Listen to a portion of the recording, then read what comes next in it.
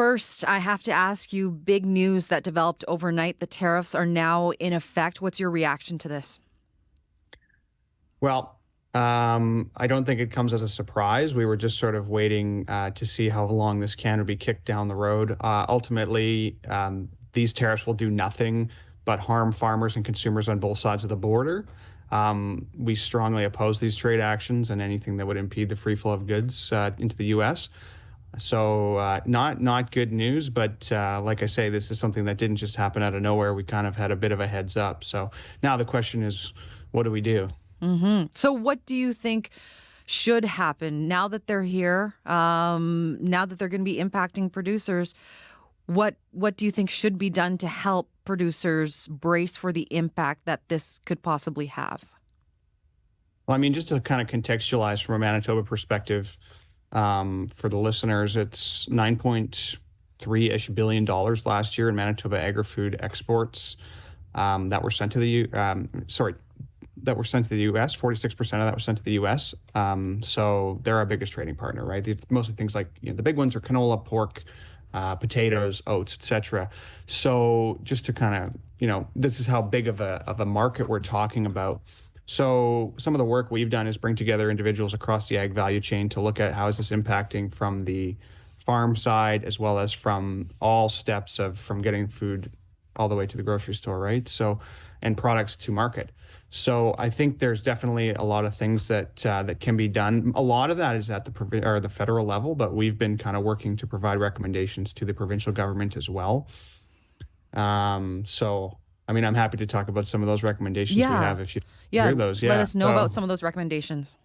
Yeah, so I think again, the province is a bit limited in their scope with because a lot of these actions, the retaliation and things will be done at the federal level. But I think it's basically making sure that Manitoba is in the discussion and at the table is something we really want to see to make sure that we're not overshadowed by other provinces.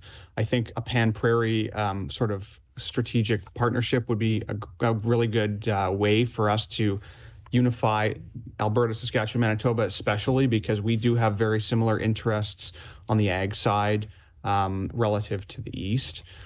I think some of the things provincially that can be done, we could expedite permitting processes across all departments. This would facilitate producers' ability to expand value-added production and processing, and others in the value chain. Again, I talked about the working with other provinces is really key.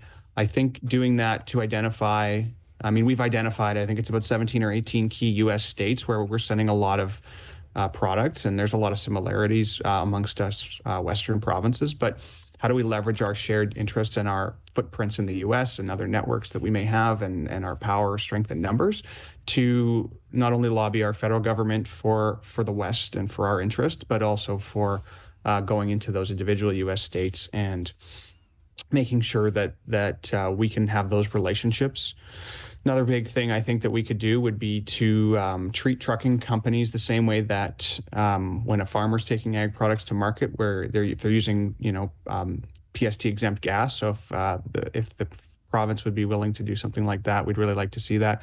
And then there's quite a few things with the federal government that we could see that we'd like to see some leadership on, really to push things like improvements to some of the BRM programming like agri-stability and making sure that investments there in market development and diversification. And I want to ask you about the relationship with the states that producers here work very closely with. What do you think that will do to the relationship between producers and those American businesses and companies that rely on the imports from Manitoba? Yeah, I mean, it is a two-way street. So, I mean, we also rely on them for inputs and things like that, for things that farmers are using on farm. But the relationships, I mean, we went down to Des Moines back earlier in January, and we spoke to a lot of American legislators and American industry, and I think that there's an understanding from those further down the totem pole, if you would, in government, who kind of understand more at the state level. They really understand the impact for their state's economy, for jobs. I mean, agriculture from Canada generates 1 million jobs in the U.S. So I think that there's no beef pardon the pun, with from Canadians with state legislators or industry who know this is bad policy.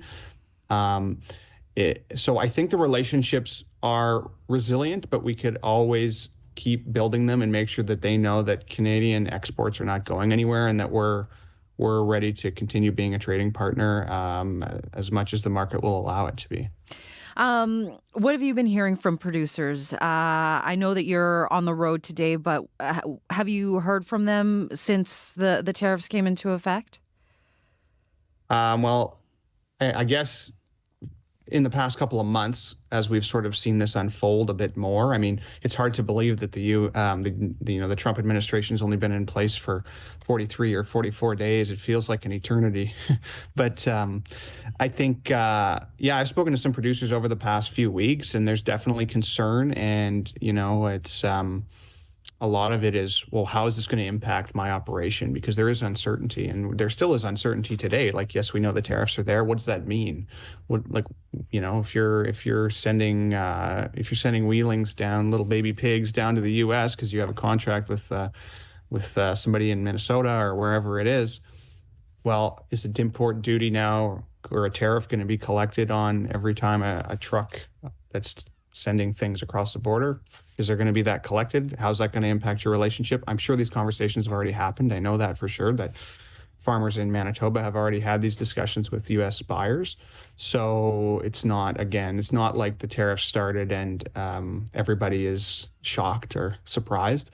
I think a lot of the discussion's been ongoing. The big question, I think, is how long it's going to last and what is the end game, right? So how long there's a lot. How long do you think this is going to last? If I knew, I'd be a rich man. I don't know. I don't know. Honestly, I mean, it could be a week. It could be a year. Could be more. We don't know.